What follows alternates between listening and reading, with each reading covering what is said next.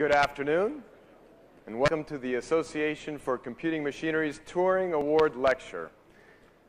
The Turing Award is ACM's most prestigious technical award. If you look at past Turing laureates, it'll read like a who's who of computer science. The Turing Award is given out annually to an individual who has contributed,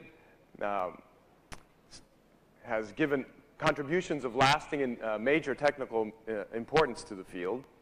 And the Turing laureate is invited to give a talk on whatever topic they'd like at any ACM conference during the year. And we are privileged to have this year's laureate choose UPSLA as their venue. So without further ado, I'd like to introduce Dr. Alan Kay. He's a senior fellow at Hewlett-Packard. He's president of Viewpoints Research Institute. And the Turing Award was given to him for pioneering many of the ideas at the root of contemporary object-oriented programming languages, for leading the team that developed Smalltalk, and for fundamental contributions to personal computing. Let's give a warm UPSLA welcome to Alan Kay.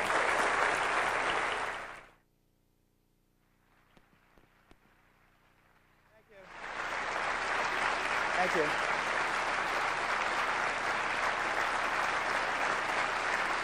Thank you.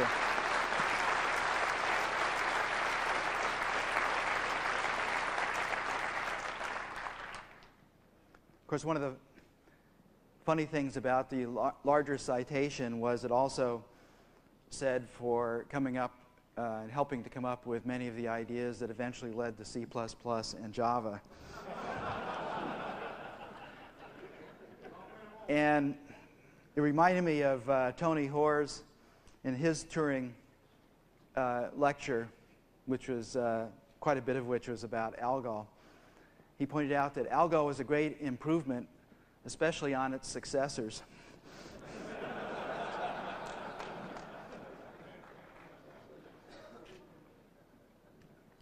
So about a year ago, I got asked by SIGC to come and give a talk here, which happened yesterday, about early experiences in computing, primarily for high school and to some extent for first-year college.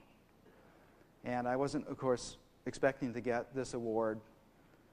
And I had spent a fair amount of time trying to think about the high school and college situation, since I had no real experience doing a first course, and I certainly didn't like what I found when I went out and read books and the AP stuff and so forth. But I figured nobody wants to hear anybody complain, even if they're telling the truth for an hour.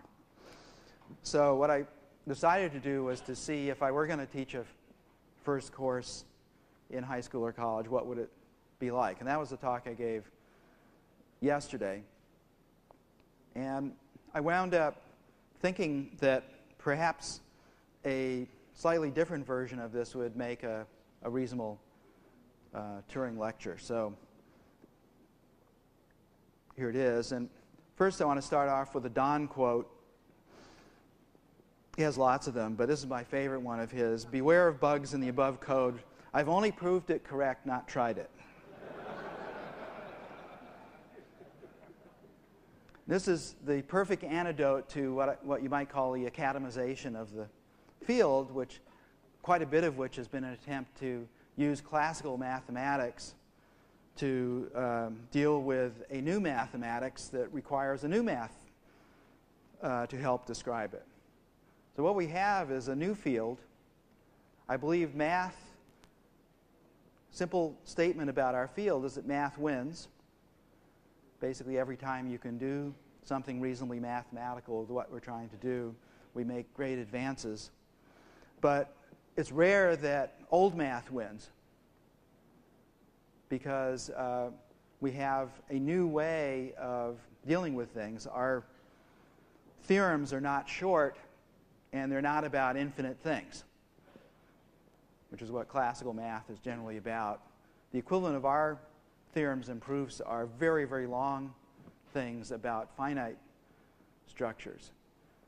And so we have a very different way of doing about it. And hence Don's quote, which I think is absolutely perfect. And because our field is the way it is, everything we do is done within a community.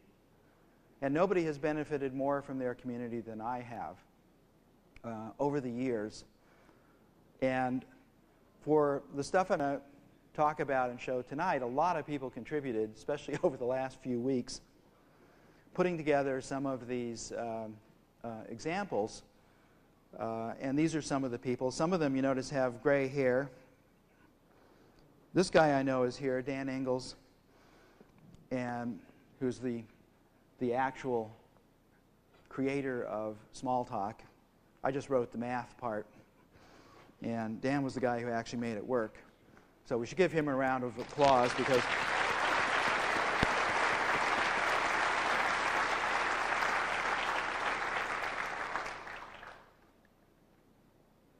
so I guess the first thing to think about here is we have these terms, computer science and software engineering.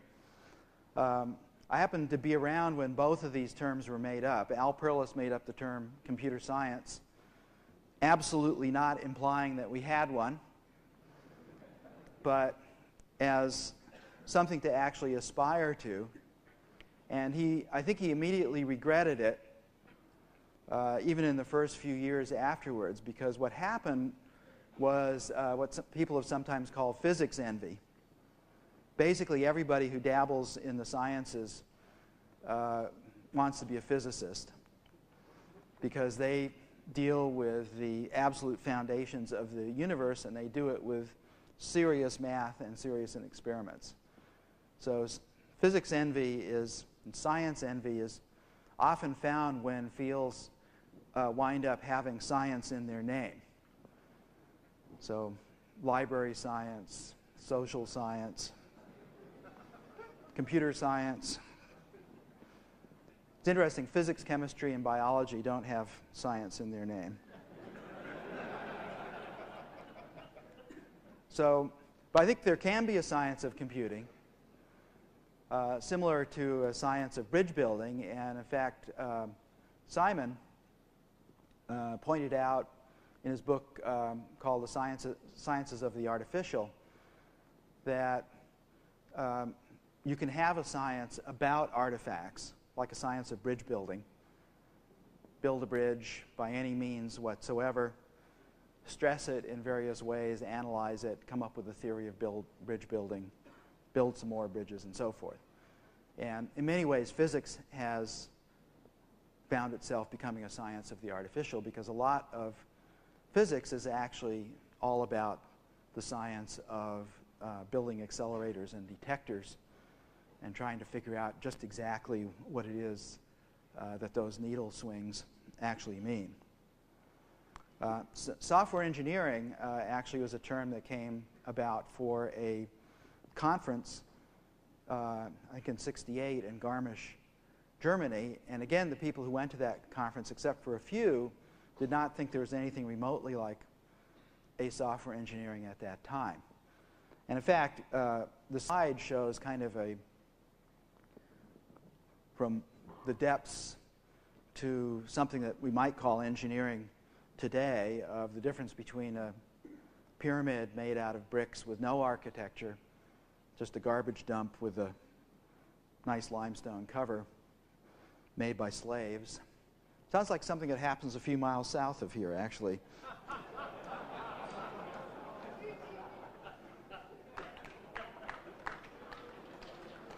I can just imagine some pharaonic architect at some conference announcing their new pyramid.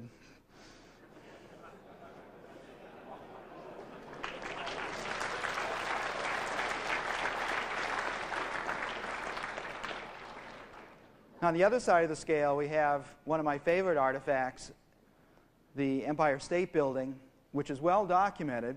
And I urge every single one of you who has aspirations to be an engineer to read the 3 or 4 excellent recent books about the Empire State Building. One of them is the actual log by the foreman. But basically, the Empire State Building was constructed from start to finish. That is, from tearing down the buildings that were there to occupancy in less than 11 months by less than 3,000 people. The flooring itself went up at the rate of almost 2 stories a day, and the steel was still warm, about 100 degrees warm, from the steel mills in Pittsburgh where it came from. This is one of the greatest organized projects, and the Starrett brothers, who did the Empire State Building, knew they were making a statement because the Depression had just happened. Everything was set up to do this thing. They had already done a couple of skyscrapers, and they had a feeling this might be the last skyscraper for a while, and so they decided to make it an expression of what it meant to be able to make a skyscraper. So it's just the greatest thing. But I think if we look at our own field, we cannot find any instance of 3,000 people being put together to do something incredible in less than 11 months and have it work. So whatever it is that we've got in engineering, it might be closer to Egyptian or Babylonian engineering. Now, somewhere in the middle, things with arches started appearing, and actual architecture appeared. Interesting thing that happened some years before the Gothic cathedrals was the Pantheon in Rome, which has this clear span. It's a dome, a clear span of 14 stories, made out of the best reinforced concrete the world has ever known, but 2,000 years ago. So that was amazing. If you've ever been in there, it looks like it was made yesterday. So I think the best practice that we have right now in our field as far as engineering is a little bit like a Gothic cathedral. Sometimes our projects take 100 years. But we can aspire to build rather large structures by the standards of the Middle Ages out of much, much less material than the Egyptians needed. So little progress is being made, but I think that whenever we say computer science or software engineering, and especially whenever we think we're teaching it, the worst thing we could ever do is to pretend to the students that we know what it is. Because the students are going to be the only ones that are going to save us. So we should teach the students what I was taught when I was in graduate school in the 60s, and that is, it isn't done yet. It's not even close to done. You have to understand what the actual scope of computing is going to be, and you have to help us invent it. And in fact, in those years in the ARPA community, the PhDs were given out for actual advances in the state of the art, as opposed to commentaries and small additions to the state of the art. So it was a very different time back then, but a lot simpler. So I could give a whole talk, maybe not terribly successfully, about motivations. In the end, everything we do is being subject to other people's motivations, particularly in the user interface field, particularly in education. But I thought I'd show a much simpler model than we use, but it's only a two-dimensional model, and just have us all ponder it for a bit. So one dimension is in the reasoning and change area is the incredible disparity between the percentage of human beings who are basically instrumental reasoners and those who are basically interested in ideas. So this has been studied in a variety of different ways, and it seems like us normal human beings are basically instrumental reasoners. And an instrumental reasoner is a person who judges any new tool or idea by how well that tool or idea contributes to his or her current goal. So most of it, we're very goal-oriented. We're working on things. Somebody comes up with something new, and our ability to accept it or reject it if we're instrumental reasoners, depends on whether we can see it contributing to our current goal. So the other 5% are primarily motivated by ideas. So when a new idea comes along that appeals to them, they will transform themselves and their goals in the presence of that idea. Needless to say, the 5% are much easier to teach, particularly if you're trying to teach them things that were inventions rather than things that are built into human beings. So if you're trying to teach something really weird like science, it is not an easy thing because you're dealing with a set of very practical and pragmatic kinds of people. So now the other dimension here is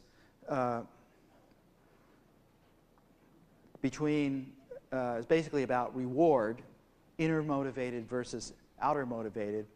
So about 85% of us are motivated by things outside of ourselves, and about 15% are motivated by things inside ourselves. And so that's kind of interesting. And so what we have here, if we look at this, is we have a kind of an interesting category of people who are inner motivated and interested in ideas. I'll leave it for you to figure out who those people are. An interesting category number 2 is people who are outer motivated and interested in ideas.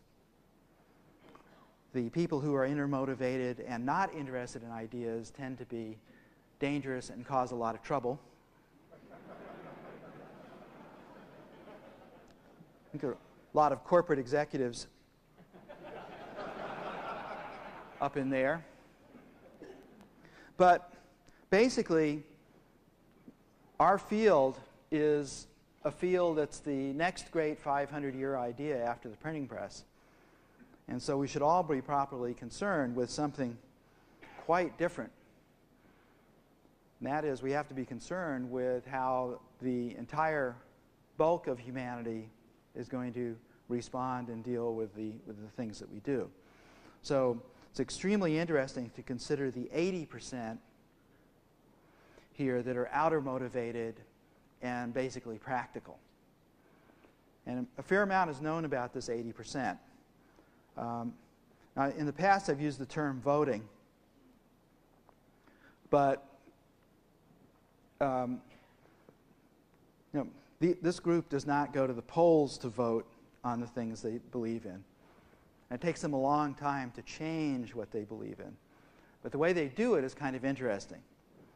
And it's a kind of a consensus that is gradual. It's a seeping kind of consensus. And it has many of the same characteristics as a model of a forest fire. So I have a little particle system here. And the percentage of trees to the percentage of clearing here is just 50-50. So if I say, okay, let's see if we can spread the fire throughout the forest here with a 50%. Sorry, I didn't initialize that. Let's try again. So here's 50%. So surprisingly, it doesn't. Try it again. Okay, well, let's try, go up to 60%, let's say. So you can think of the 60% as people who are almost ready to agree. People who are essentially there.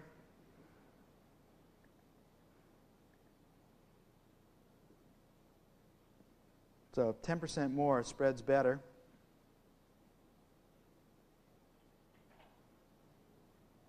Try another one.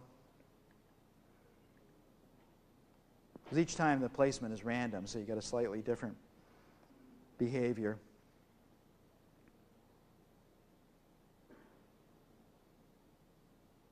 Yeah, so that's about what you get. Okay, it burns itself out. So if we go up to like 66% or so, 67, 66.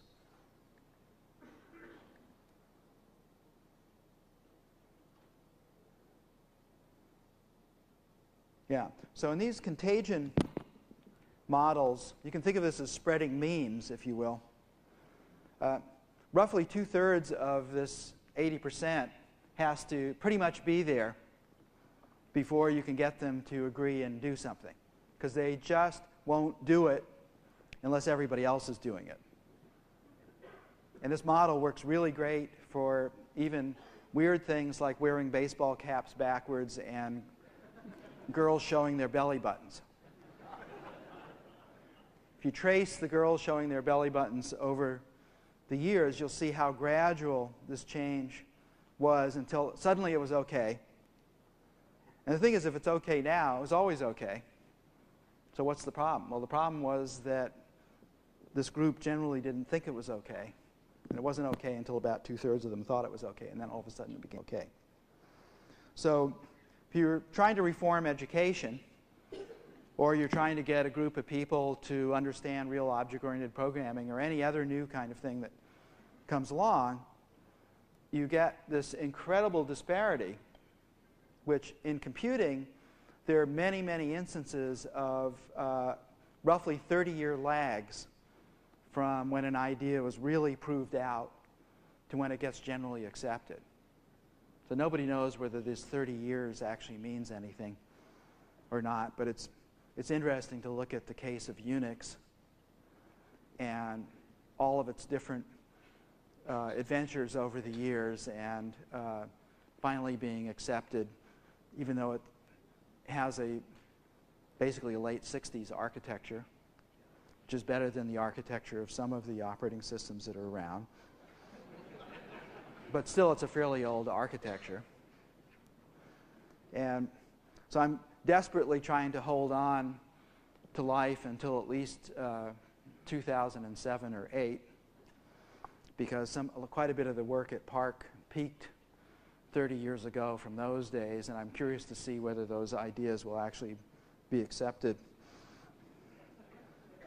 However, if you look at an extreme case, Doug Engelbart, who had some of the best ideas ever, I think he was on a different plane.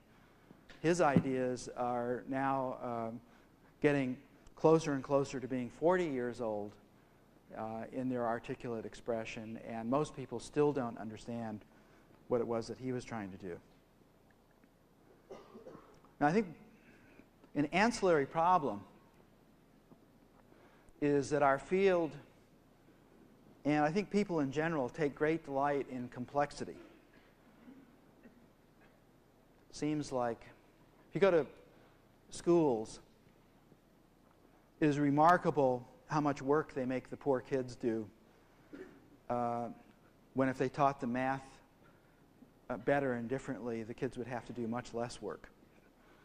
But in fact, I think people delight in complexity and think that putting immense amounts of hard work in, even if there's an easier way, is actually, there's something morally good about it.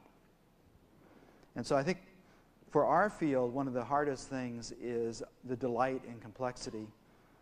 Because of the many levels of structure in computing, and the difficulty of going from one level to another, pretty much everyone who gets interested in computing and is successful at it is a person who has mastered staggering amounts of complexity. Now, I believe that most of this complexity is absolutely unnecessary, and I believe it can be proved that it's unnecessary. So what we really want is to find the joy of simplicity. And a lot of this talk is almost a living cliche in the sense that very little of what I'm going to say here is stuff that you don't already know. But when I started thinking about what should I say at this talk, simplicity just kept on coming back. All the projects I've been involved in that have been successful because the people who worked in them put quite a bit of effort into keeping things to be simple. And this community of ARPA and then Xerox PARC was outstanding at being simple. And this is a very, very confident group of people. But surprisingly, I won't use the word modest because I don't think anybody would recognize that word applied to these people. But I would say very, very respectful of these grand ideas they were trying to do. Butler Lamson here was always pounding for simplicity.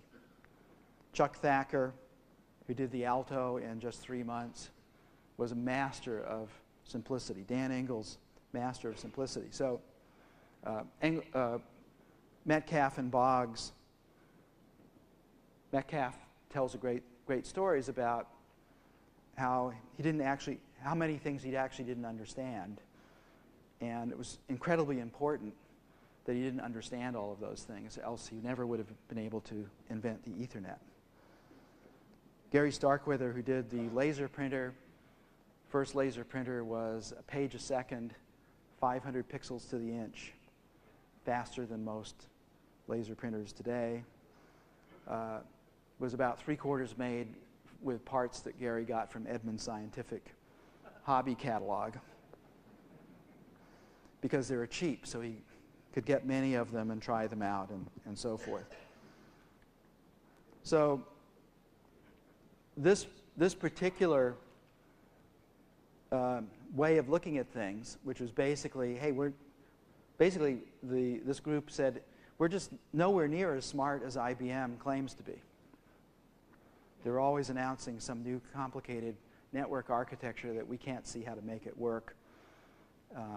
And so we'll just stick to our old full duplex ideas and retransmission and put a few other things in there. And it may not work as well as what IBM claims it's going to do, but it's probably going to work. And funny thing is, the networks we use today are those terribly designed, unbelievably inefficient, stochastic networks that are far from perfect, but what's great is that they eventually get that packet through perfectly. You just have to be willing to wait. So the other thing that this group was really good at was what I call a different kind of simplicity. So it's hard to claim that Maxwell's equations here is simple, because they're all that work you have to do to understand vectors and curl and divergence and gradient. But the nice thing about it is, once you've done that work, it shrinks down to something that's just a simple eiffel. The Constitution of the United States is one of my favorite systems design. Think of it, millions and millions of mutually incompatible parts running without completely breaking for more than 200 years. Pretty amazing. You can hold it in your hand. The reason you can hold it in your hand is they were wise not to put any laws in it. So it was not a law-based thing. It was not a case-based thing. It was a principle-based thing. It was a kernel. So these are the kinds of things that appeal to me greatly over the years. And I think trying to give beginners at computing a taste for the power of the particular kind of simplicity that works so well is what we should do. Now, the other thing I've noticed in talking with younger people and teaching a course, upper division course at UCLA once a year, and that is that it's not so much that the juniors and seniors don't know that much. They actually don't know that much for being close to graduating from college. But the thing that is distressing about them is that the things that they do know, they know very badly, as they know them in ways that are almost counterproductive for their thinking. And so I think in a first course at anything, you have a real chance to not just teach the one subject, but in a first course, you can actually touch on a lot of subjects. So for instance, I think math and science should always be taught together in the beginning. They came about that way. One is a language, one is a process. I think systems and computing should be taught together. I think the four of them should be taught together. They're arts. We should teach art and engineering. And why not throw in a little bit about how these unusual ways of looking at the world have affected civilization. I think the other thing that is so critical and so absent in most of our undergraduate computer science curricula is the failure to think of what we're doing as a kind of literacy. Literacy is something that comes about when you have first ideas that are worthwhile talking about, you have a way of writing down those ideas and discussing them. That gives you a literature. And literacy is the ability to deal with both the spoken and the written forms of these ideas. So when we teach an English class, our first English class in college, we're not aiming that class at people who are going to become professional writers when they graduate 4 years later. We actually think of the impact of the printing press and the new rhetorics and new ways of arguing that came with the printing press as something that is larger than becoming a professional reader or writer. And I think the same thing is true of computing. 50 years from now, this will not be controversial. But right now, it's thought of as, even in mighty Stanford with its great endowment, as basically vocational training in Java. And it's primarily thought of as teaching kids programming. And it's absolutely important to learn how to program, but computer science and software engineering are not the same as programming, any more than building Chartres Cathedral is the same as bricklaying. You have to understand one to do the other, but they're very different. I think this is absolutely critical because the picture on this little slide here is Konrad Lorenz out swimming in the pond with his ducks following. If you remember, Lorenz found that whatever moved near a duckling during one little critical period of a few hours was taken thereafter by that duckling to be its mother. And it would follow, even into adulthood, that person. And Lorenz found that they would follow him even more happily if he jumped into the water. So there he is. So I think whenever we're introducing somebody to something, we have to realize that we are going to be, if we're successful, we're going to be a kind of Konrad Lorenz. And we should take great care to what we're going to imprint them on. What we don't want to imprint them on, for God's sakes, is data structures and algorithms. That was a great idea in the 50s. And you had to understand it, and it's still useful today for optimization and other kinds of things, but it is not the center of the field and hasn't been the center of the field for a long time.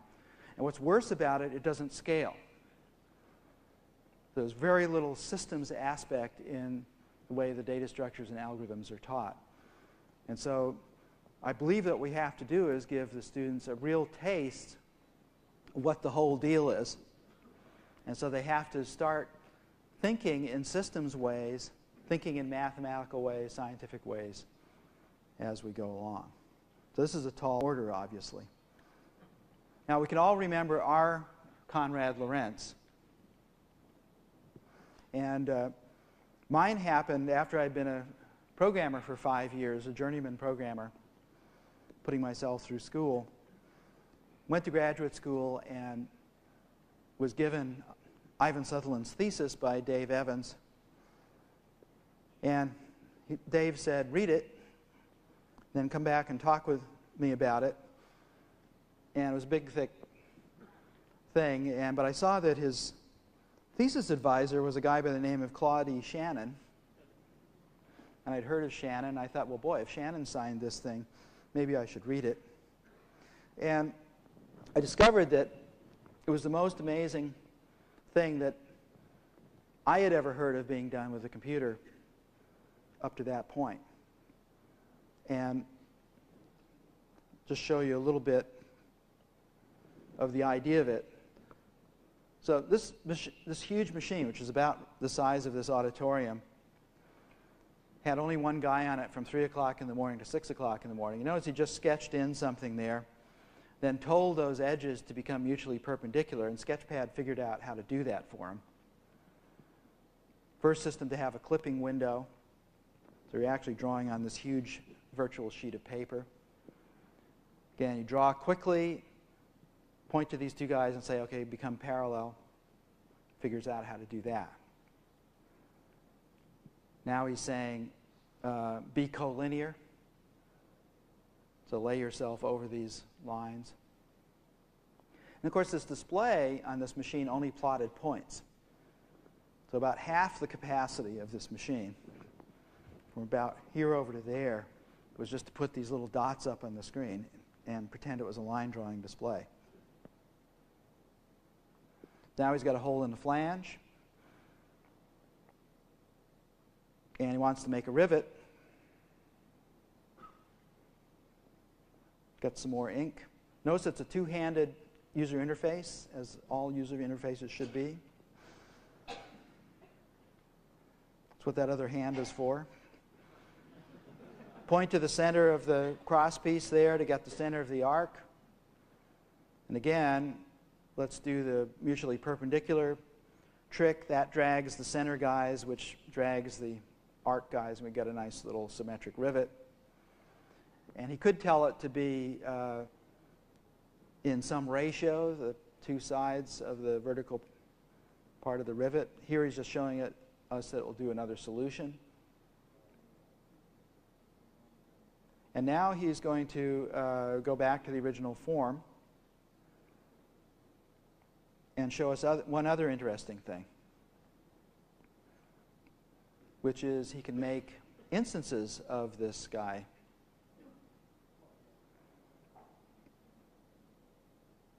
So he gets an instance of the rivet here. He can move it around.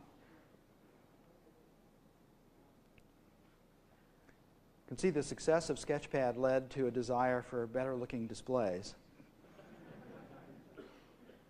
Actually, this twinkling is, they discovered right away that you got seasick unless they randomly plotted the dots. So every time something's being done in there, they're actually sorting half the memory of the machine to keep the dot display random so it wouldn't swim around much more than it is here.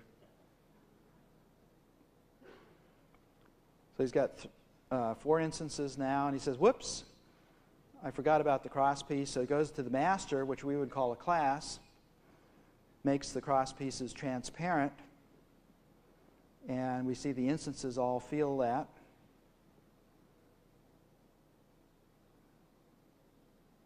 So now he's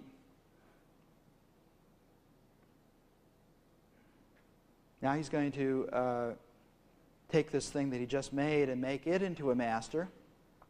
So the new construction is a master, and now he can get some instances of this flange here. So the range of Sketchpad was surprising.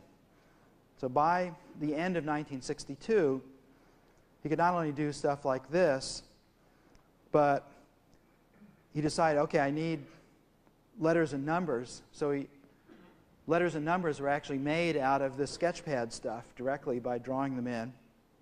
So all of the captions, all of his drawings and his thesis were made by the system as well. And then he realized, oh yeah, I can actually do a bridge, because a bridge acts a little bit like a very stiff set of springs. And I can tell Sketchpad to try and keep these guys constant when something is trying to force them to move, and I can measure the disparity, the strain on each one of these guys, and I can show them as labels on all of these guys, and I get a simulation of a bridge without Sketchpad ever having heard about a bridge. And he realized, oh, I can do that with EMF also. I can make circuits, and the constraints will actually drive all of these simulations. So in my career, I think what I've been doing for the last 40 years is trying to get the next version of Sketchpad out. Because if you think about what this thing is, this is kind of what we want. We want something in which anything that we are interested in, especially dynamic things that we're interested in, we can simply draw them in there, put in the relationships that we understand piece by piece, and have the system synthesize all this into a dynamic simulation of astounding range. So it's just beautiful. If there I don't know whether our field has a Newton in it yet, but if it has a Newton, then I think it would have to be Ivan Sutherland. Because where the field was before Ivan came on the scene and afterwards is fantastic. So I want to ask Ivan, how could you possibly, in 1 year, in machine code, on this big but rather slow machine with no graphics display on it, have done the first graphics system, the first object-oriented software system, and the first dynamic problem-solving system? And Ivan looked at me and he said, well, I didn't know it was hard. So by the way, this thesis is available from MIT. Should get it and read it. My favorite line from it is, he says, it is hoped that future work will far surpass this effort.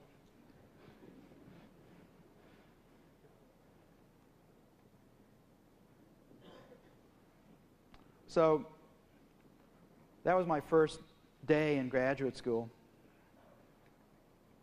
And second day I found out that I was actually in the middle of the ARPA community, which I had no realization about. And Licklider was not the funder in 1966. It was Bob Taylor. And they were just starting to talk about doing what Licklider called the intergalactic network. And the reason he called it that is he didn't want people to design a small network. So his original theory was wherever there's an electricity plug on the face of the Earth, there should be a place where you can plug into this intergalactic network. And that meant the thing had to scale at least up to 500 million to 1 billion users. So people were starting to think about that. And a couple of days later, I got a tape and some documents about a language called Simula from Norway by Dahl here and Nygaard. And it was very hard to understand. And after a lot of work and looking at the listings, we realized, well, this is a programming language that is dealing with the same kind of structures as Sketchpad. By the way, I should mention the term object predates object-oriented programming. Object in the early 60s was a general term that was used to describe compound data structures, especially if they had pointers in them. So there's none of the paraphernalia of what we think about as object-oriented programming today. Object was just a general term. You'll find it in lots of old papers. And the realization that you could write procedures for dealing with the kinds of structures that Sketchpad was doing was very liberating, because even though it was ugly compared to what Sketchpad was, Sketchpad was just unbelievably elegant, but nobody knew how to scale the solver on it. And in fact, that problem has not been solved today yet. But by going to the less elegant way of being able to write code against these structures, we all got excited about the possibilities of being able to do in a system like Simula the kinds of graphic and interactive manipulation. And my background coming into this was in molecular biology and mathematics. And particularly Sketchpad just hit me right here as one of these kernels. And the thing I suddenly realized was that if you were sufficiently abstract, if you ignored what these systems were trying to do, if you just thought of them as being cheap versions of all these little computers on the ARPANET, if you could solve the scaling problem in software, then you could actually subsume everything in computing with just one kind of idea, which is essentially a little software computer. Not a procedure, not a data structure, but a whole computer. And a lot of the development of OOP was software engineering after that. Because the interesting things to me in the development of OOP, in the development of practical OOP as it wound up at Xerox PARC, was very similar to what happened in Lisp earlier, which is, boy, we've got this incredibly elegant, wonderful thing. Too bad it runs so slow. But what if we could make it run faster in a way that doesn't get in the user's way? Then we would have something really, really nice. And some of the best, actually, I just talked to Guy Steele, who is one of the people who helped make Lisp into something really special to use as well as to contemplate. And so the image here was, wow, it's all about messages. The reason it's about messages and not about objects so much is that the messages are the abstractions. We spend far too much time in our field worrying about what the objects are. So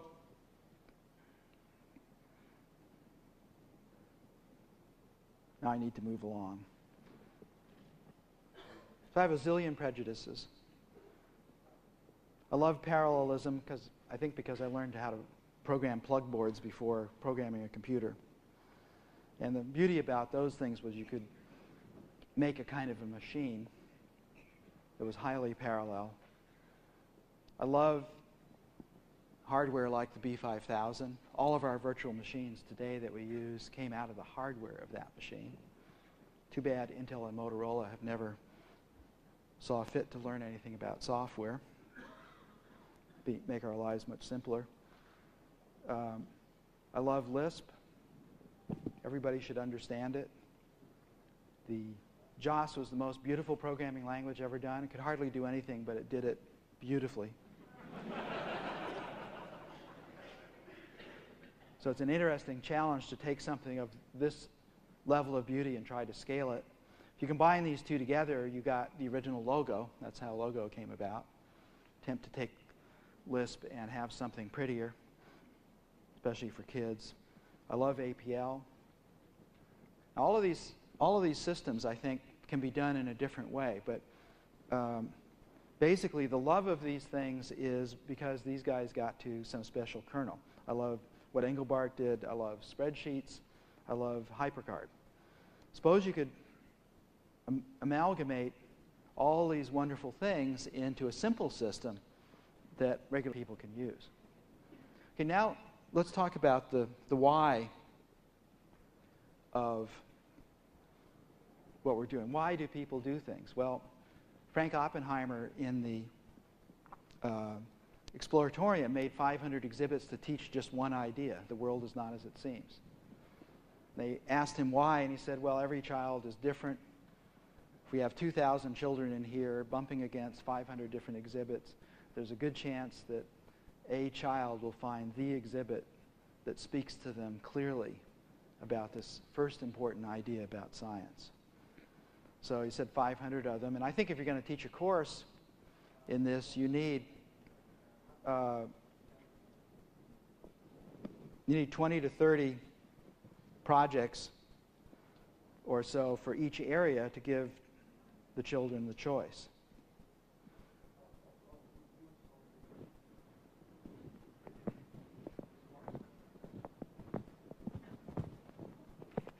Excuse me, am I interfering with your conversation back here?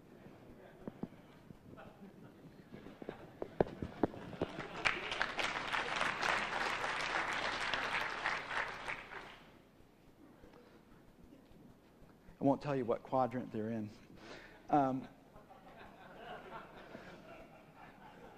So I think another important idea is scratch programming, because so much of computing education today is learning the library.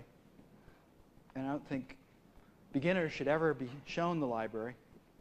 If the programming language can't do interesting things without the library, then what is it?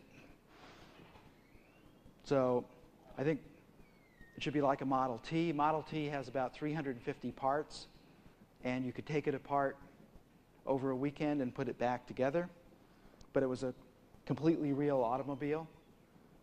So a lot of what we're going to look at here in the next few minutes are sort of first-order ideas that might say some important things. Now, a good thing is that many people have written about the fun, the beauty, the romance, what's important and about looking ahead in computing. So there's not just one book out there. I mean, there's less than 1% of the books about computing are worthwhile reading. But it's not one book. There are dozens of them. And so there's plenty of ideas for how to do this stuff. The user interface had better not be like Microsoft's caricature of the stuff that was done at Park, which is, I always have the feeling when I'm using Windows that I'm dealing with a somewhat dangerous nuclear reactor control panel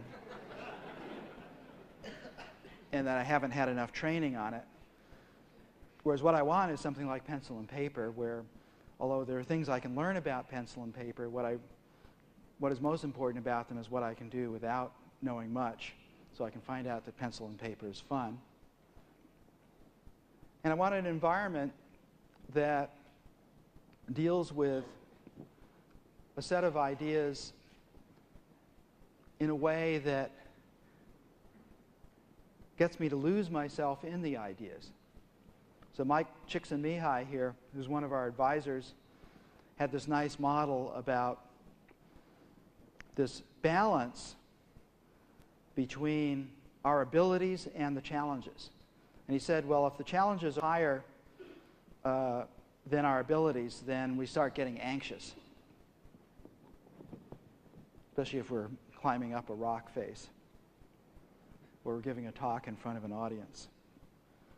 But if our abilities are greater than the challenge, we start getting bored. So these are the two main states that humans are in. We're either anxious or bored. Hard to get to is this flow state where everything is just working. And we'd like to widen this flow state for beginners. So, for example, one of the things we could do to deal with areas where the challenge is greater than our abilities is to increase the safety. So having undo an environment is kind of nice. Most programming environments don't have much of an undo.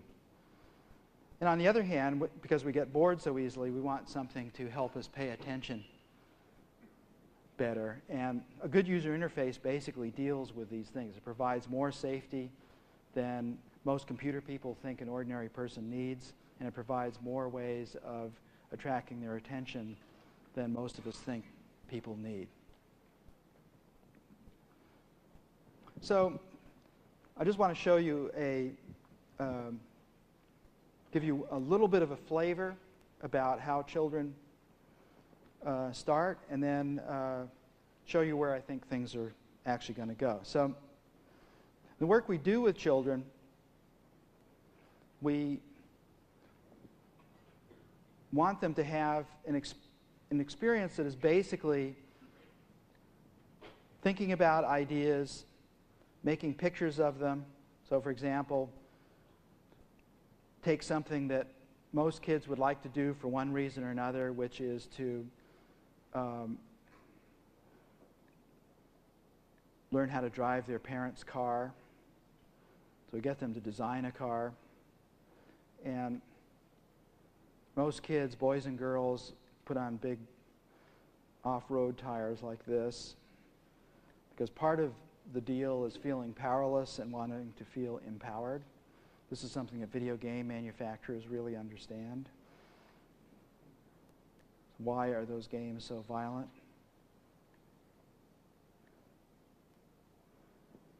And so we have a little graphic object here, and we can do things to it. We can open it up and see a viewer of it. I realize people in the back can't see very well, so I'm looking at a property here called the heading of the thing, and I'm going to count up. The number starts at 0, and as I count it up, you can see the little car turning. I've got a behavioral property here, forward. I've got another one called turn by, and so if I just drag out the lines of script here and turn on the clock, then I've got my little car going. There are many different kinds of things I can do with it. For the kids, they want to learn a little bit about driving the car. So the first experiment is what happens if I click this number. It says turn by,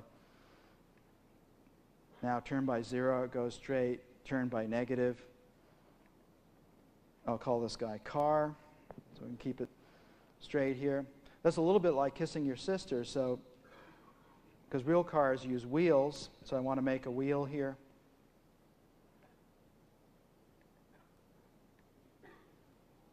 Just draw one. And it's got the same user interface as the other one, because this is a system in which there's only one kind of object. So it's exactly the opposite of the systems that you're used to that have zillions and zillions of classes and subclasses and so forth. And we can talk a little bit about this in the question and answer system if you would like. And so here's this wheel. It's got a heading also.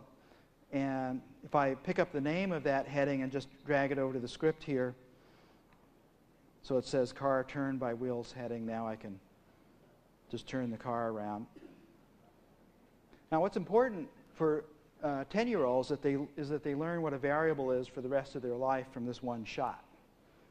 So that's good. And actually, I believe this would be good for high school and college kids too, because there's quite a bit of evidence that they don't ever learn much about what a variable actually is or does, ways of thinking about it. So there are many different kinds of things here that can be done. So having one kind of object, that's kind of weird. I mean, here's a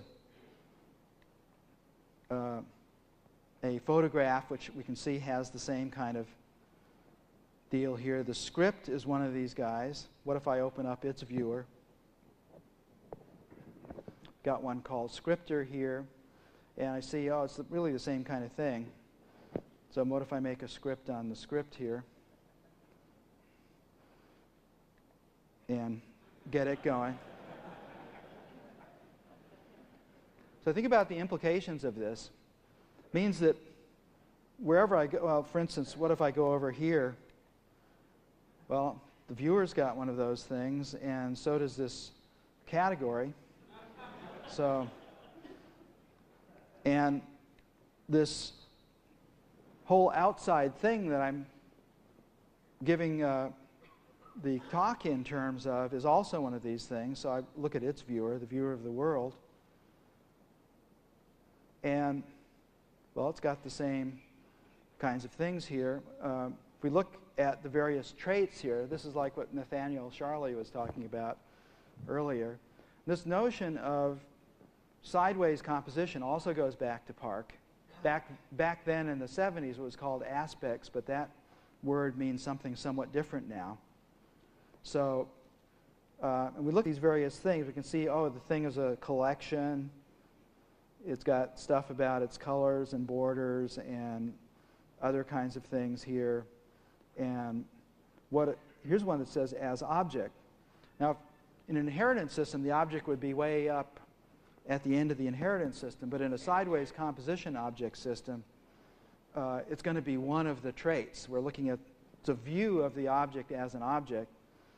And we tried to think about what would be an interesting way of showing this idea of meta.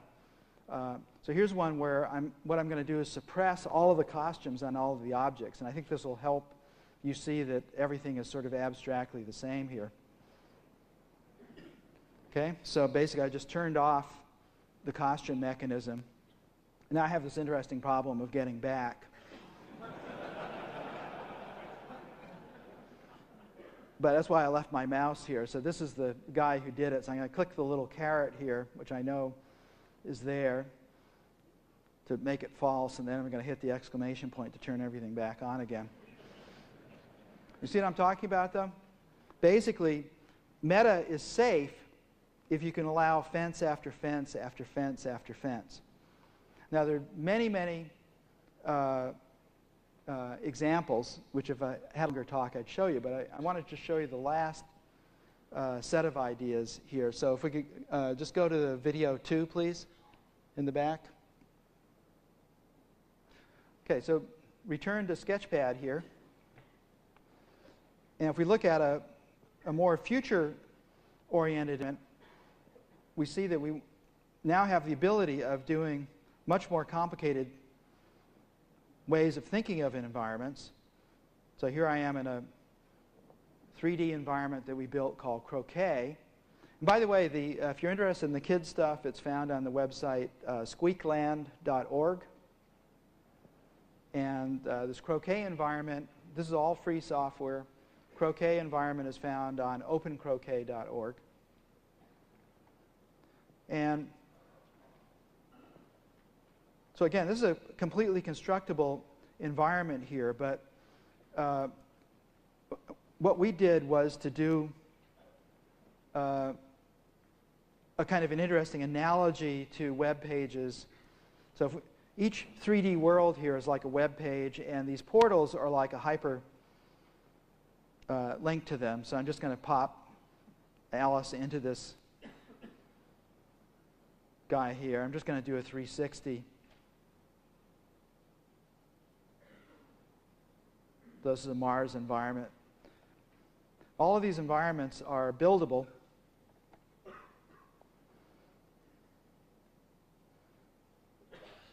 I'm just going to show you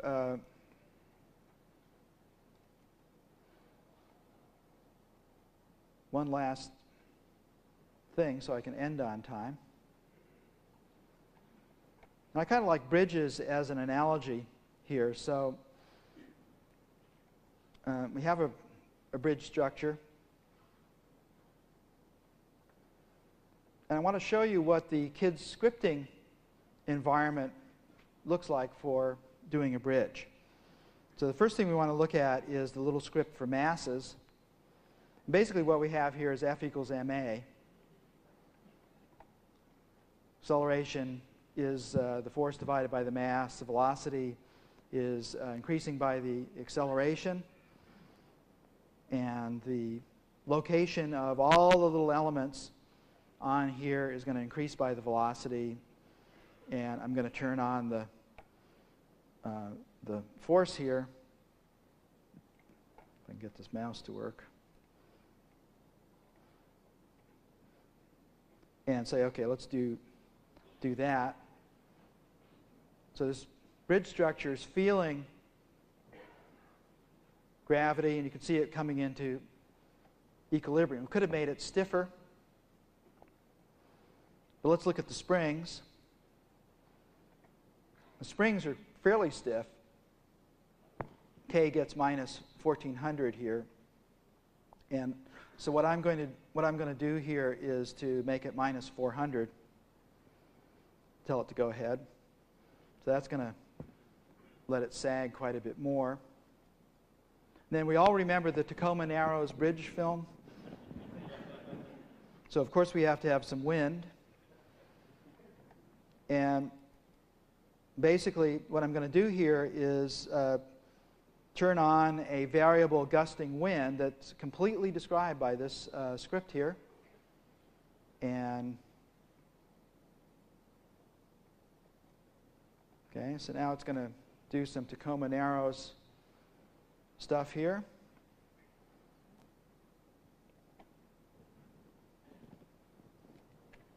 And I need sound. I noticed the sound wasn't working. Thank you.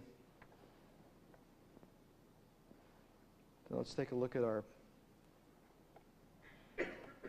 bridge here.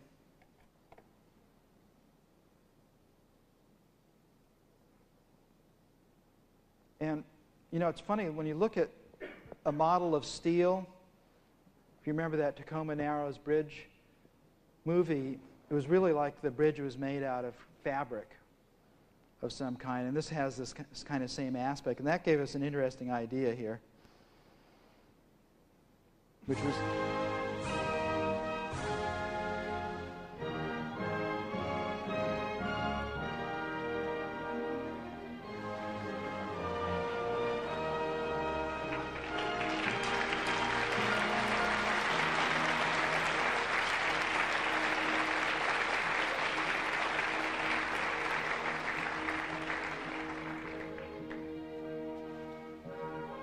So I think a good way to end this talk is just to say that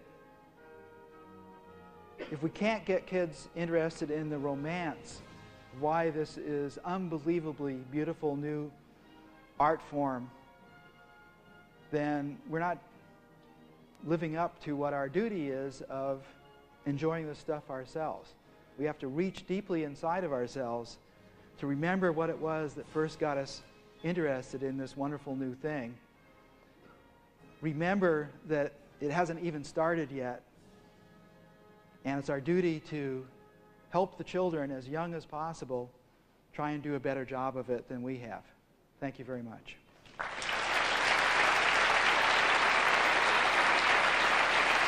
Thank you.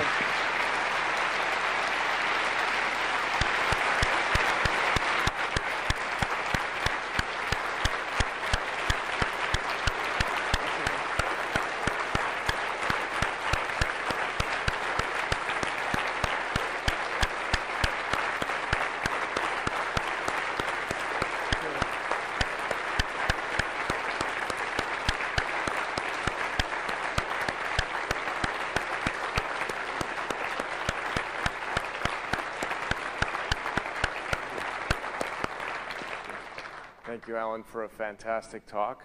And we have a token of our affection here as well. That concludes our Turing Award lecture. And you're welcome now to go get dinner. And then afterwards at 8 o'clock, we'll be beginning the last thing on this evening's agenda, the Goff 10th anniversary reunion. So, you're dismissed. Thank you.